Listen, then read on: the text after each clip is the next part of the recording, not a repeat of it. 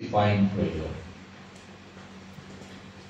Amen. At of course, kadalasan ang definition natin po naririnig is about that it is talking to God, right? Prayer is to talk to God.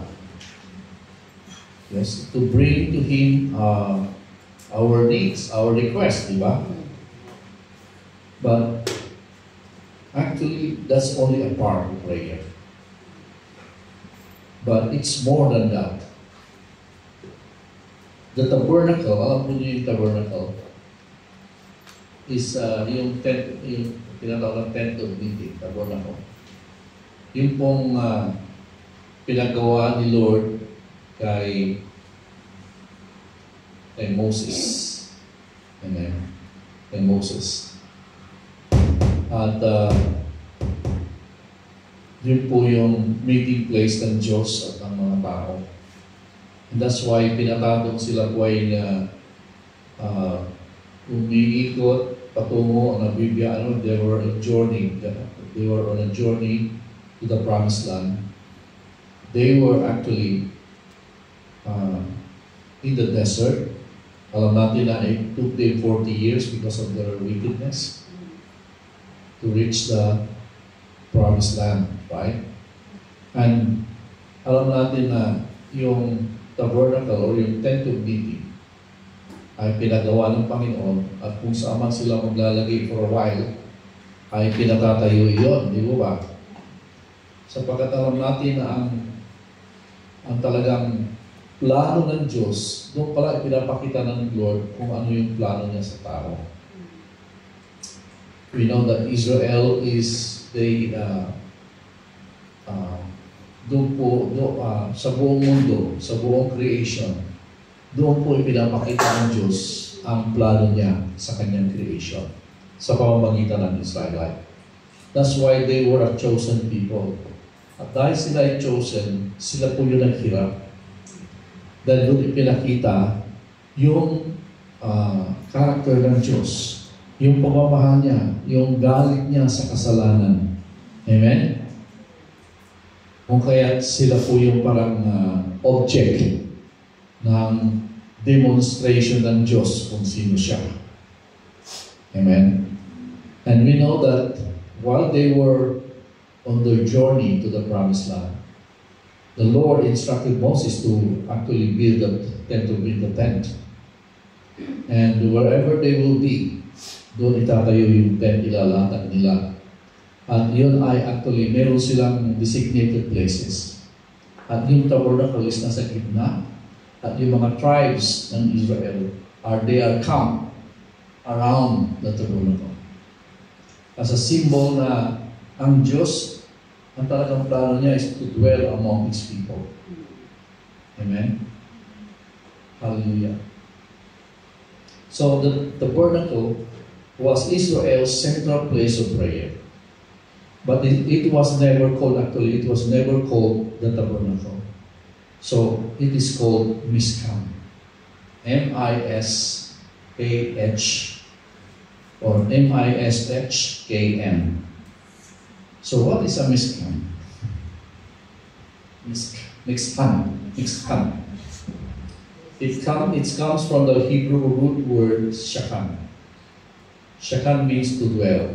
So Mishkan it means the dwelling. The dwelling.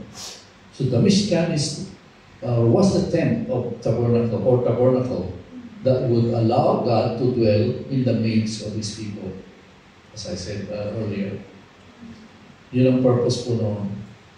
Na makasama ng Diyos ang kanyang mga piniling mga tao para sa Kanya. So, yung puso ng Diyos ay very evident na dito. From the beginning, He wants to dwell among His creation. Tayo.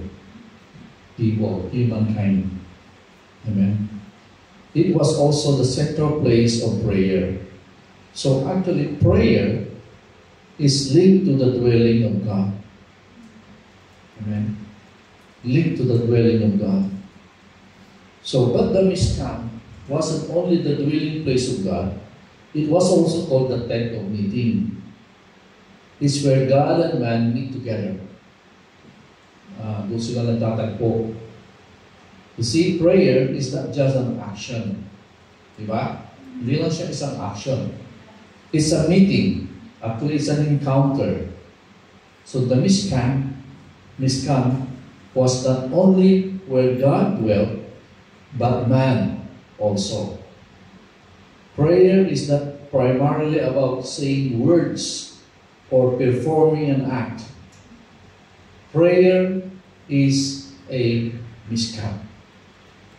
Prayer is about dwelling. It's the dwelling of God and man together. Amen? So the deepest part of prayer is that of dwelling in the dwelling of God. So yun po actually ang ibig sabihin ng prayer.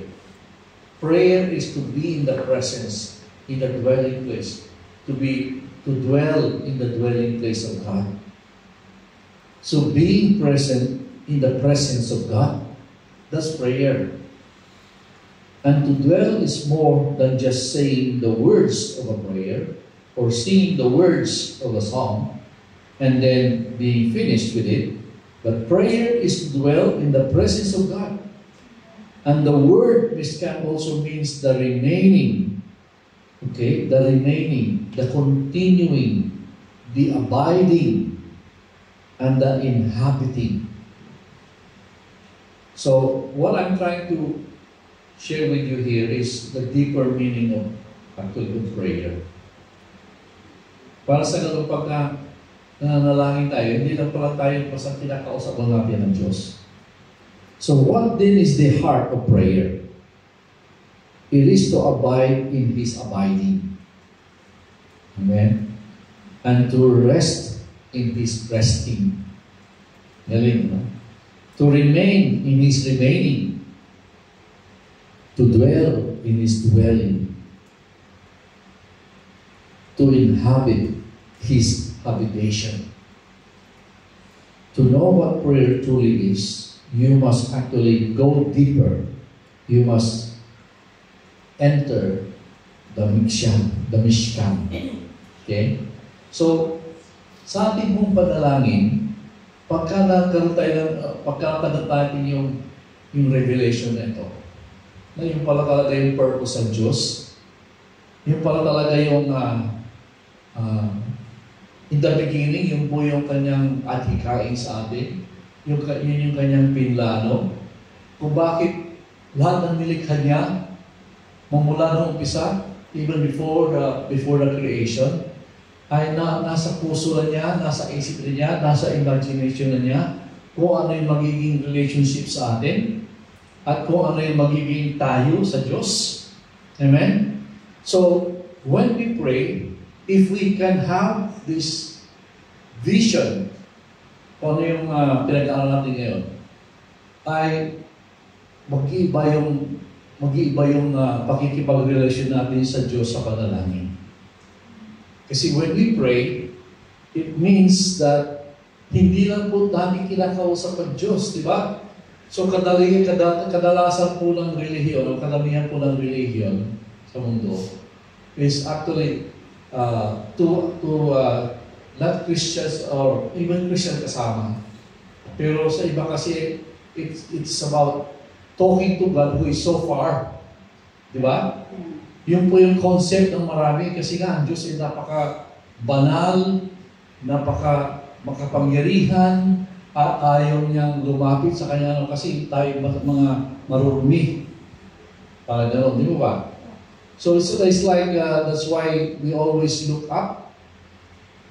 Ang tao, look up, then they portray na hindi mo malapitan yung, di ba yung mga altar nila, hindi mo malapitan, kasi nga gano'n ang portrayal ng Diyos. Pero sa totoong Diyos natin sinasamba na kung sino yung lumikha sa atin, kung makita natin yung puso niya, yung plano niya, ay lalo kang mamamahal, lalo kang mapapamahal, lalo kang mapapalapit sa Kanya. Kasi yung po yung talagang plano niya, gusto niya sa atin. Amen? Gusto niya talaga, di ba? Ang salvation is siya ititira sa atin. Grabe, di po ba? Yung salvation natin That is when God comes inside of us and dwells. And so, knowing that, so when we pray, kaya ang prayer natin dapat kasi intimacy. Di ba? Very intimate kasi nga, is dwelling. Sabi niya, abiding, inhabiting, remaining. Amen? Continuing. Ibig sabihin, it's a process of being together, interacting with one another in such a lovely manner. Amen. Para ba alam mo yung in love ka na you have joined together na hindi na makakawala. Pero actually, gano'n na nga yung nangyari sa atin. But the problem is, we lack the knowledge so that we cannot engage with Him the way God has designed sa atin. Amen? So kung maintindihan po natin, wow, sarap pagka ikaw pala nanalangin, imagine mo, ilagay mo sa vision mo, tingnan mo kung ano talaga yung heart ng Diyos sa pakikipagpalayan sa Kanya, sa panalangin. Amen? And then actually, you will be more effective in your relationship. And actually, alam po ba ninyo yung pag sinabing effective, pagka ganun yung relationship ninyo, pag ikaw ay dumudulog at manalangin sa Kanya, ay parang you are feeling the heart of God. You are actually seeing the vision of God. You are actually feeling the touch of God. Amen? And knowing the purpose why you are with Him. So, God has eternal purpose. And God wanted to actually convey to you. Amen? Every day. Because every decision and every action you do is connected to the will of God. Is connected to the purpose of God. Amen? So, ibig sabihin, every actions that you do, it is something that you are following. Yung bang every action na ginagawa ay isang pagsunod sa kagustuhan ng Diyos. At alam natin na ang direksyon ng kagustuhan ng Diyos ay patungo sa eternal plan niya. So every step of the way, you are getting nearer to that eternal plan. Amen. So how can you do that? So next time I would like to share about the blueprint of the Spirit, which is related to what we are talking today. Amen? Because it is the Spirit that actually empowers us and to do whatever God has designed, whatever God has planned to be fulfilled. And Holy Spirit is the implementer of what the vision of God is. And so yun po yung panalangin natin ay nakatuod doon, yung pong para matungtungan natin, malakaran natin, mahagbangan natin ang bawat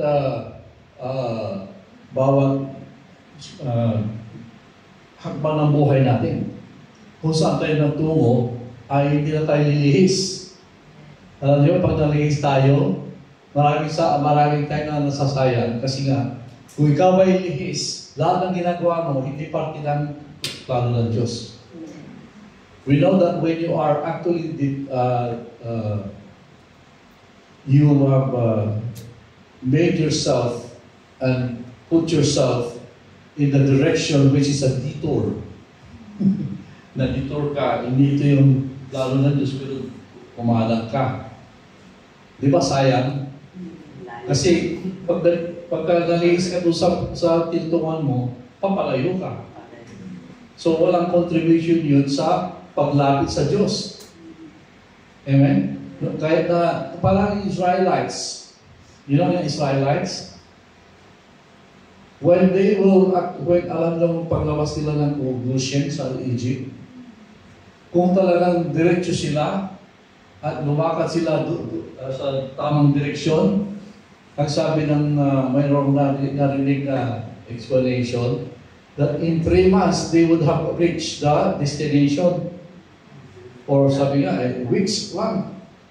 Kasi hindi na nasayang. Imagine 40 years. At alam niyo ba na almost all except Joshua and Caleb and Moses. Amen? Hindi, kasi Moses di pala nakarating. It's Caleb and Joshua lang. So, all the rest, kasabay nila, hindi nakapunta, hindi nakarating. They all died along the way. Yung pumasok sa Promised Land are those who were born in the desert. Amen? Kasi sa kanilang katigasan ng ulo. Sa kanilang, they have become stiff-necked people, sabi ni Lord. Amen? Tubigas ang kanilang, sabi pa ako. Stiff-necked. Ibig sabihin, yumabang, naging rebellious, hindi nagtiwala sa Diyos. So, hindi sila deserving para makarating sa Promised Land.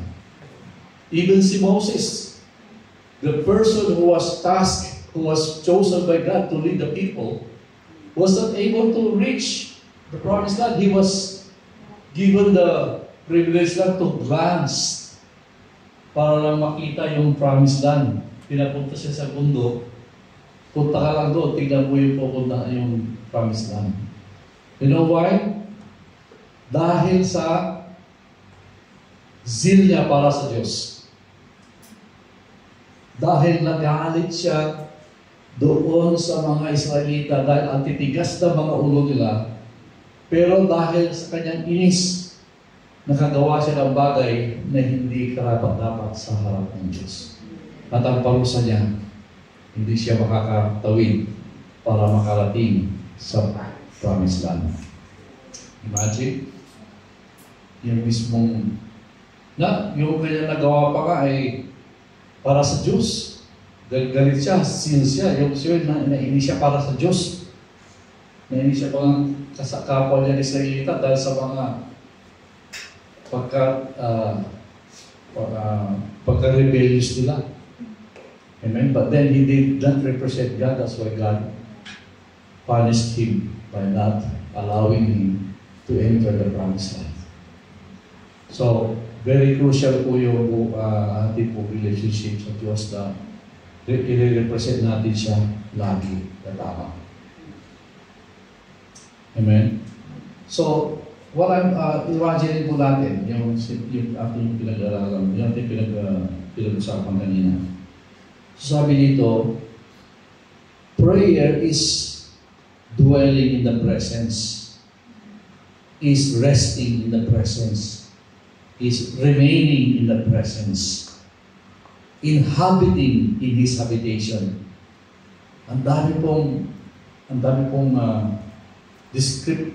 description na binabangkit natin kung paano i-portray yung position natin sa prayer sa pamamagitan nating relationship sa Kanya.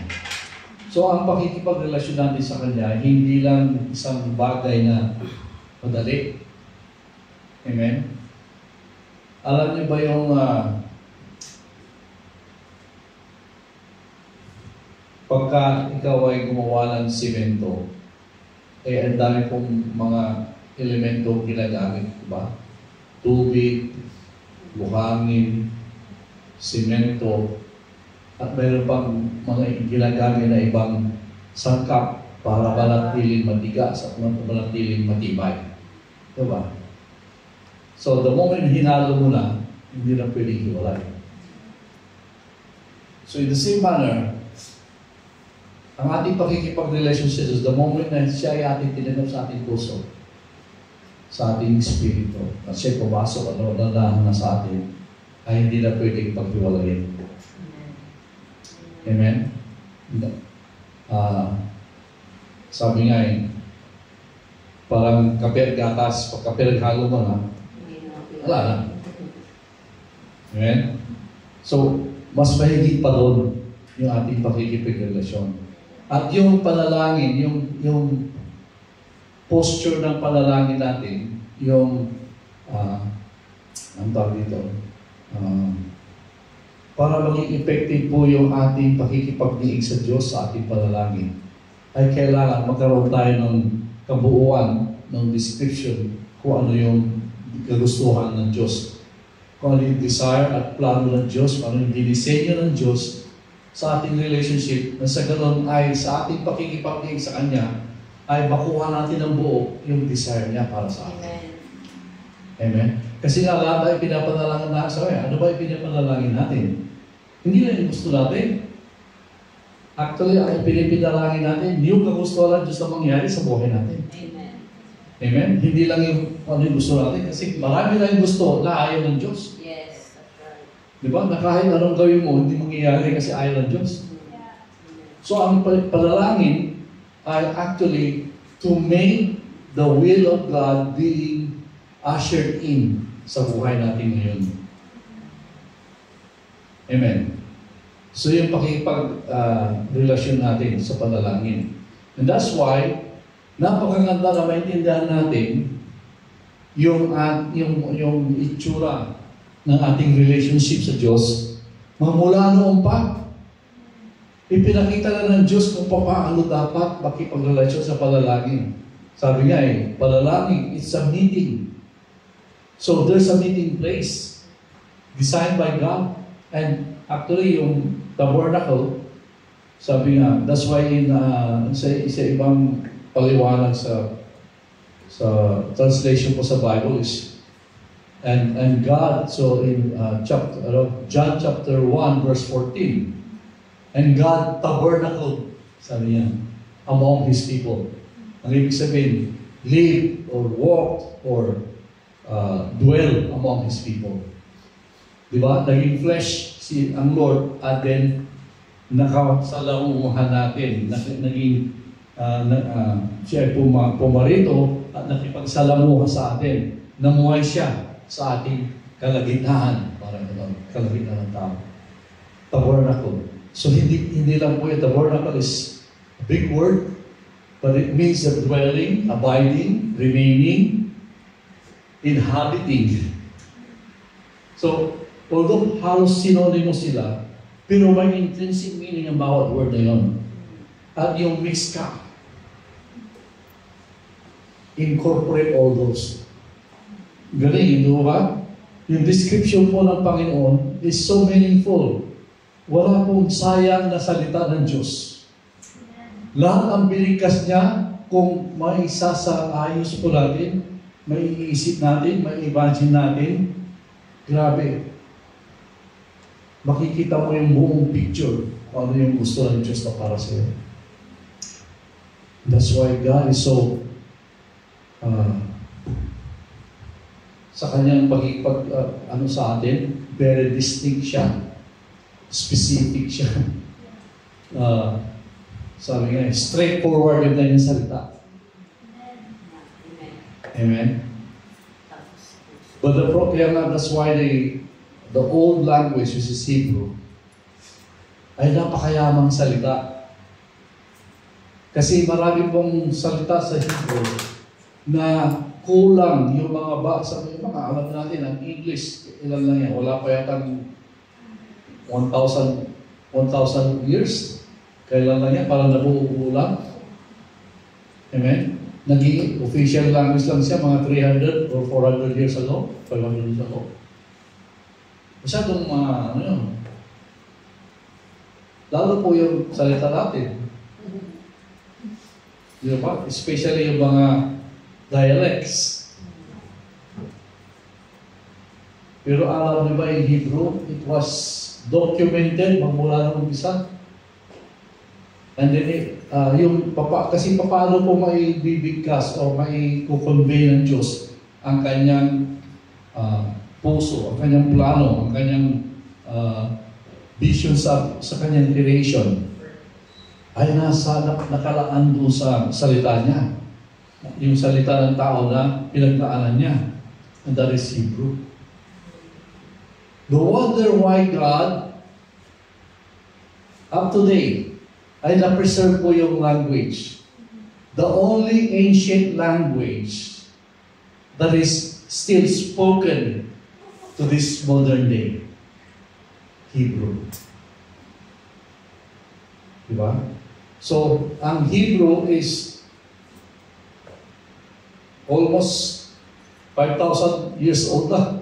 4,000 plus years old. Wow. 350, no? 3,500 na pinalak si Lord eh. Mga 3,500. Almost 4 na. 4,000 BC. Ay, 4,000 BC.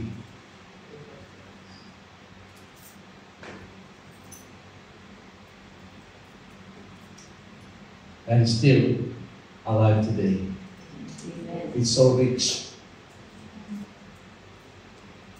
Amen.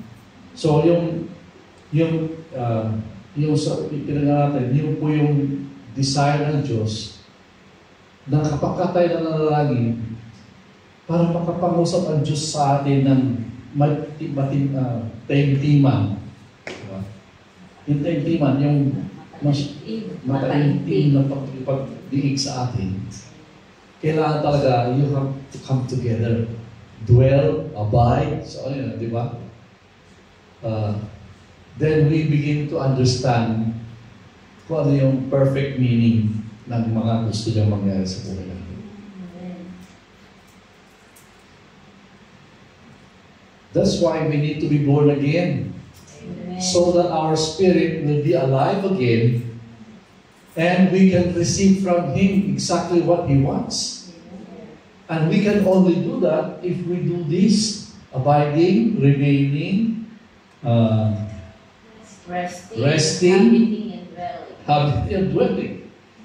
That's only the way where we can actually exactly receive from God.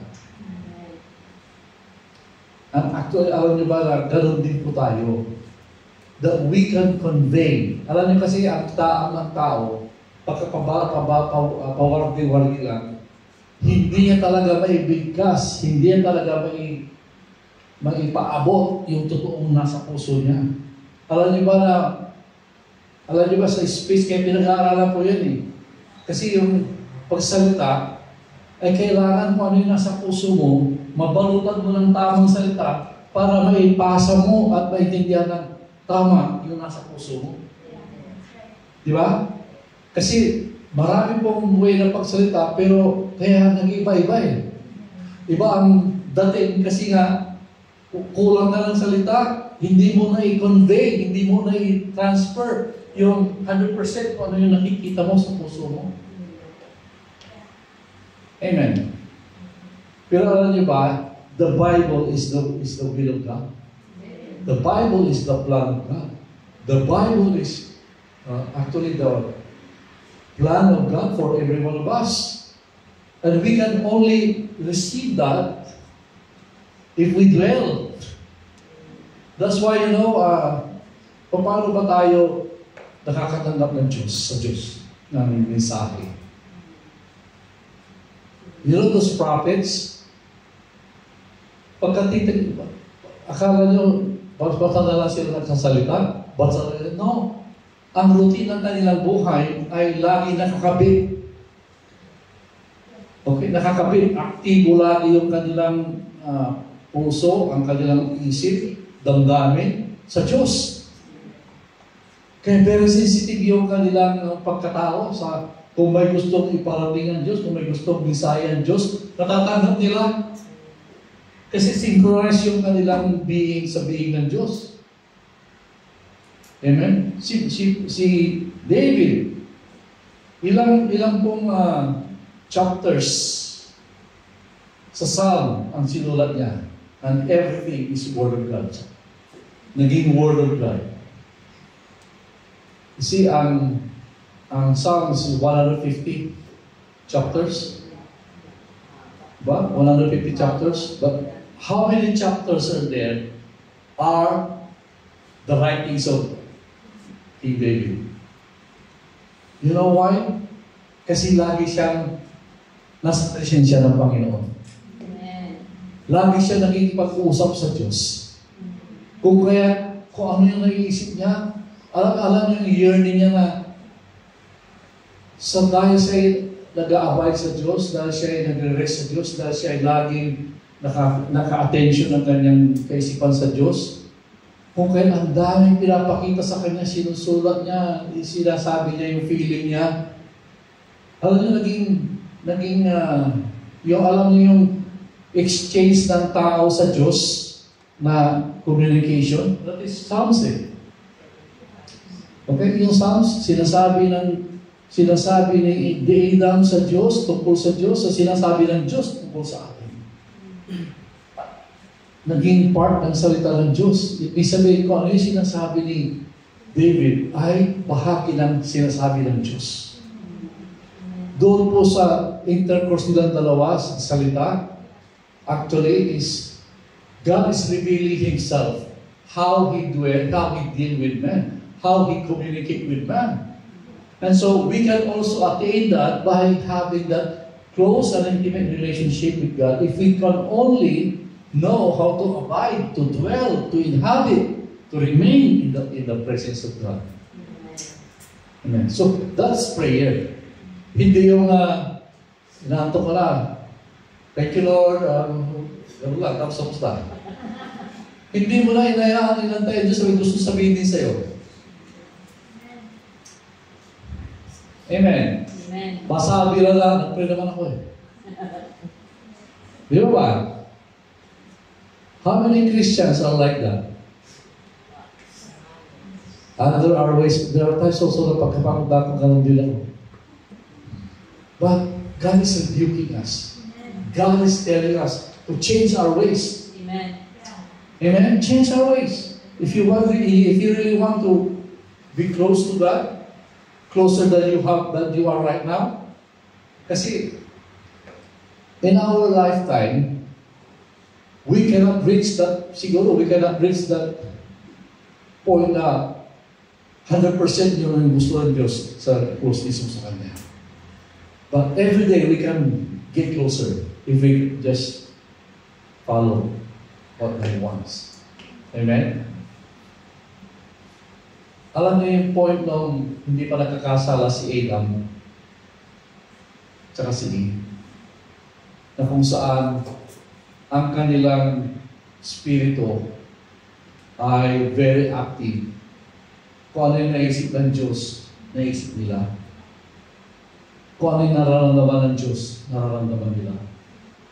Amen? Kung ano yung pinaplano ng Diyos, nakikita nila. Wala, sinless. Ibig sabihin, walang harang. You know why? Because they are one with God. They are one in every way. Amen? Yung kanilang katawan ay hindi naging sagabal.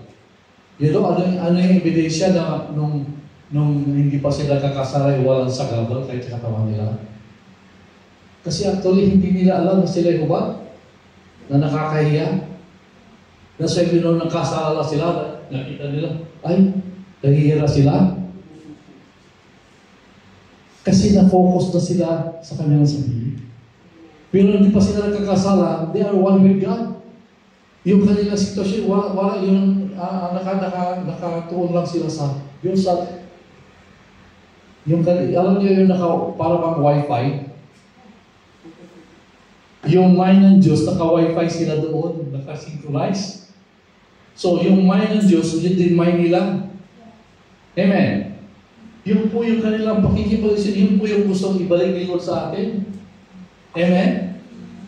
That's why to do that, hindi binago ng Diyos yung isip natin na corrupted. So, ang binago ng Diyos ay kung saan nahawakan tayo ng demonyo sa pamamagitan ng ating laman. Kasi nga yung spirit natin nawala na ng saysay kasi naputol na yung connection ng Diyos sa tao dahil sa kasalanan. Amen. Kaya ang decide Lord, ibalik yun sa pamamagitan ng buhay ulit yung spirito mo sa pamamagitan ng paksalin ng buhay niya sa spirit mo na sa ganoon ay mayroon ka ng direct na connection sa Diyos sa pamamagitan ng spirit. Amen. That's being born again. Pero ang ating kaisipan ay hindi pa ganoon sa dati. Kailangan maalis lahat ng sinalin at ginawa ng diablo sa buhay natin. So actually, ang realidad, sinasabi na ni Pastora pagka-Christ Sunday, ang realidad is tayo nung tumagatay kay Lord, nasa atin na yung kabuuan ng Diyos sa Spirit natin. Ang naghaharang lang ay yung kaisipan natin. Kasi hindi alam ng katotohanan. Kung kaya may salita ng Diyos para mabago yung kaisipan natin. At everything that is turned around sa pag-iisip natin ay ang nagiging direksyon ng buhay natin. Amen. Yun ang nagiging totoo sa buhay natin. Nakakalimot, nawawala na yung luma. So, alam nyo, gusto nyo bang mabilis? Gaano ba kabilis yung pagbabago ng isip? Kaya nga sabi yung meditation, the bottom line is meditation of the word. Because it is only the truth that will set us free from the old. Amen. Amen? Ang magpapalaya sa atin sa lumang katauhan, although wala na yung luma sa atin, pero ang kaisipan natin luma. Amen? Kaya binabago ni Lord yung kaisipan natin. That's why sabi ni Lord, renew your mind daily.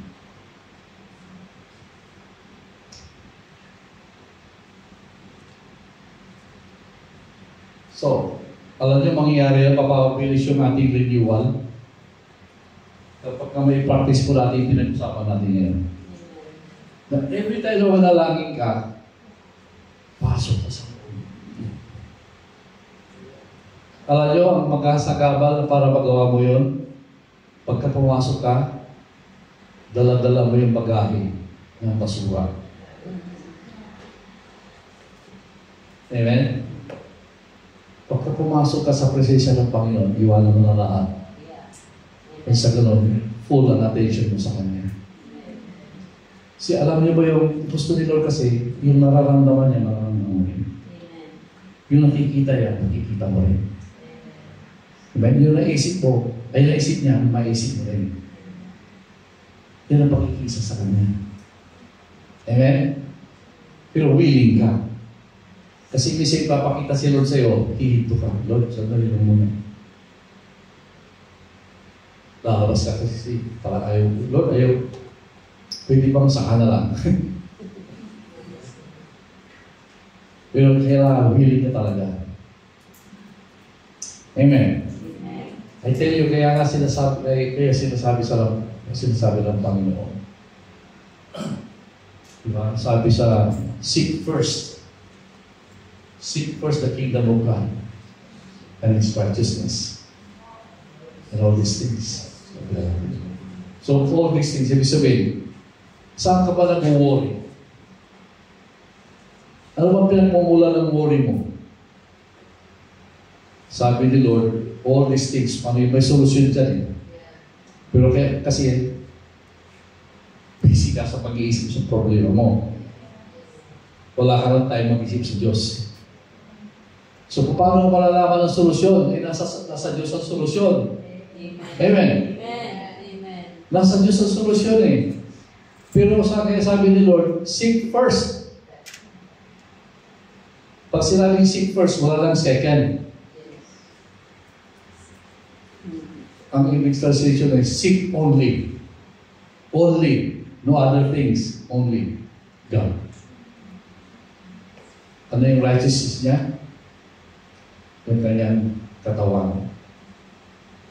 Because we are the righteousness of God. So pagka nagsisik ka, kasama mo ang katawan ni Kristo. Sinasaalang-alang mo lagi ang righteousness ng God. Ibig sabihin, that is church. And then all these things. So ano man yung problema mo, may solusyon niyan. Sabi ni Lord, and all these things shall be added. Yung pangailangan mo, yung kulang sa iyo, idadagdag na lang ni Lord. Libre. Amen. Madali lang sabihin, di ba? Pero napakahirap gawin kung masyado pa ang kapit mo sa mundo. Amen?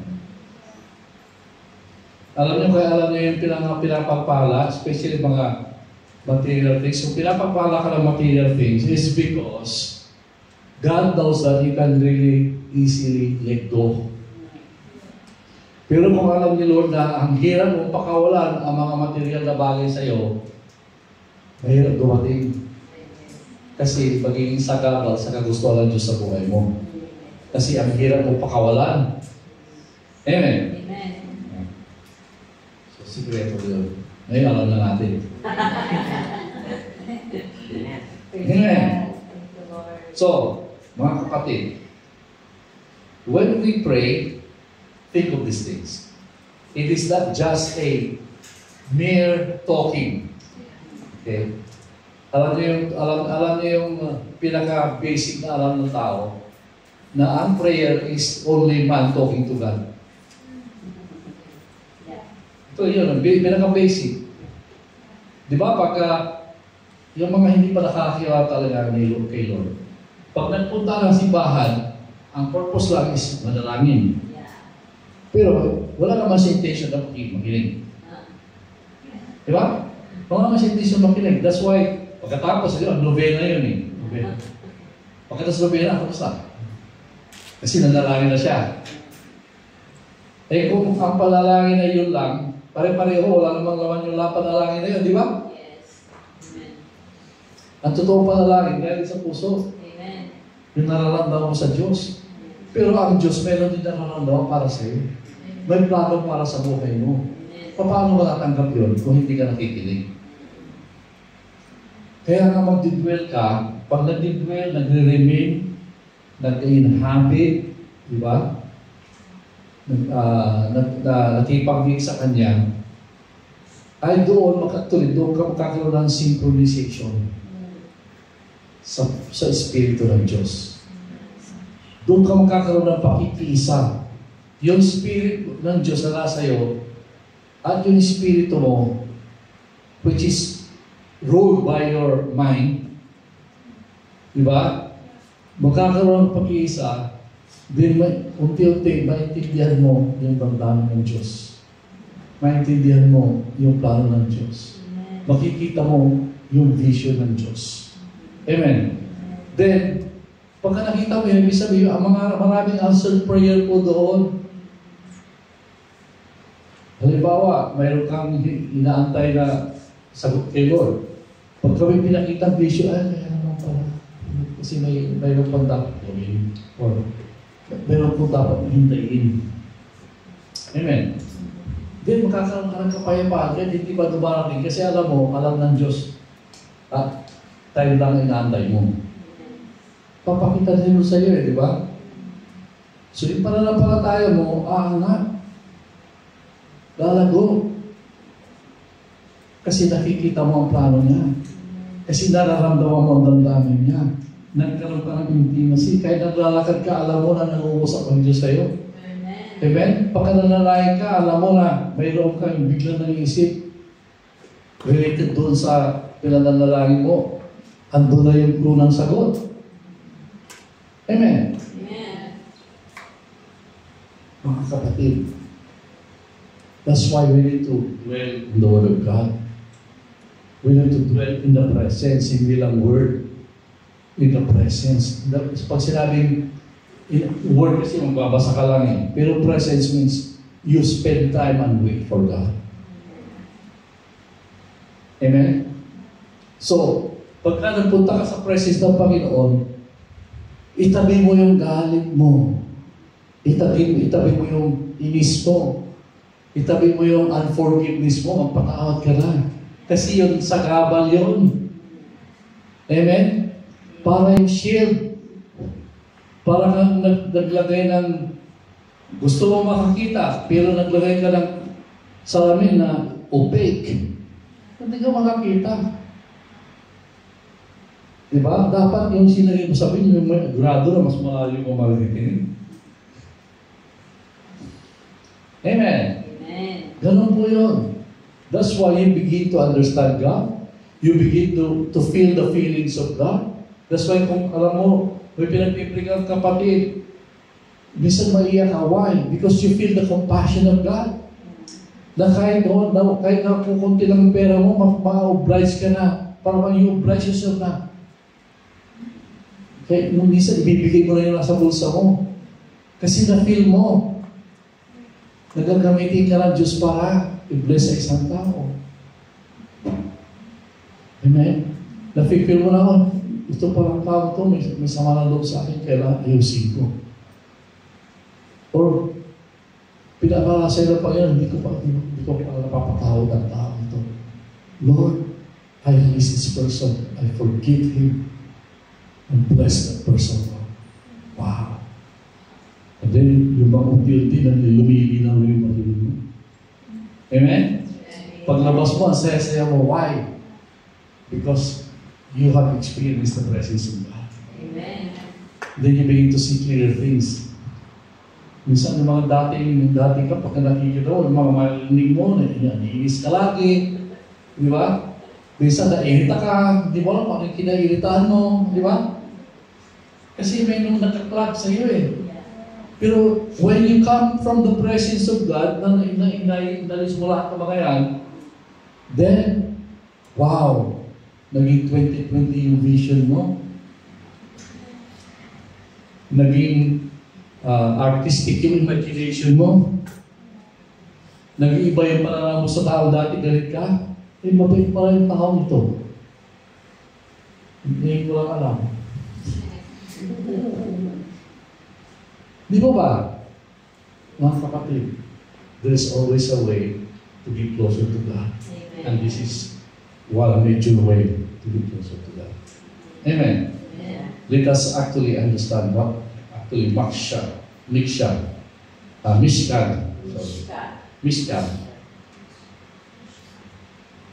Mishkan is a place to experience all this. Resting, remaining, dwelling, habitation. So ano ba yung resting? Kapahingahan. Okay?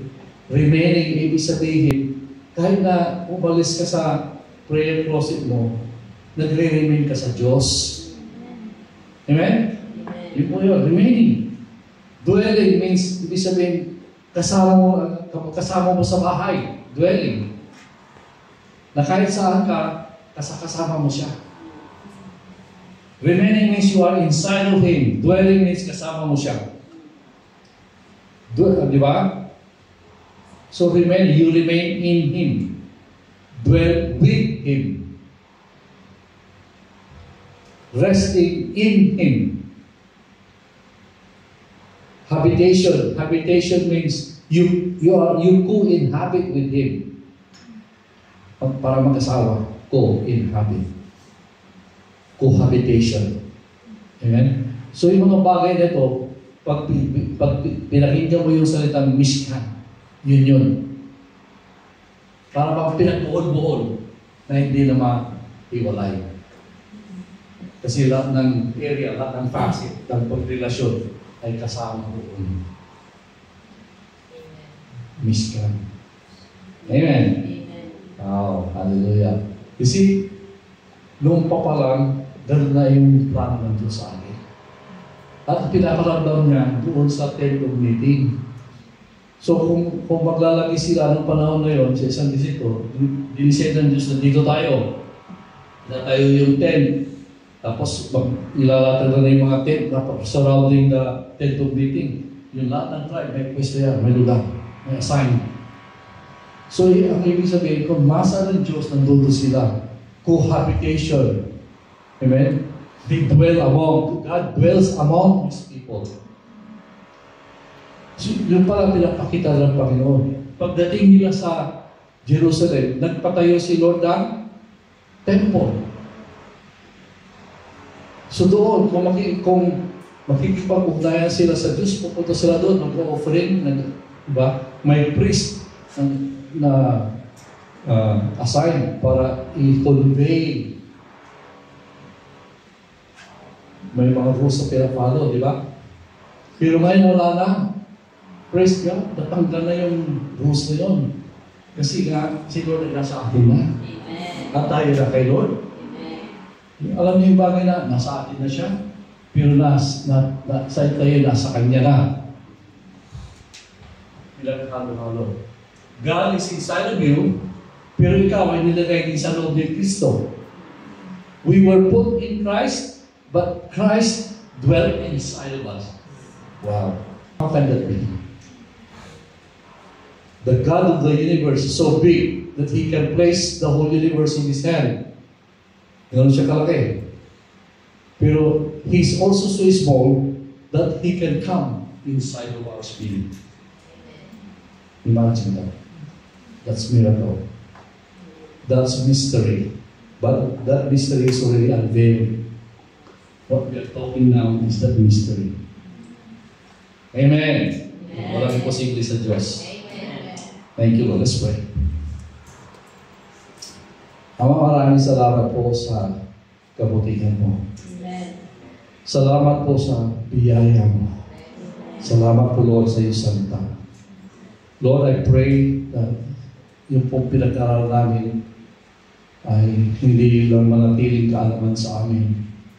But it's my desire, Lord, that as we ponder upon this truth, that lalo pang lalalim to every day of our lives. If we continue to think about it, to dwell on it, and to, Father God, meditate upon this word, we believe that it will so happen that we can go deeper and deeper with you in our relationship, Lord, because of your revelation. Thank you, Father, in Jesus' name. Amen. Lord. Amen.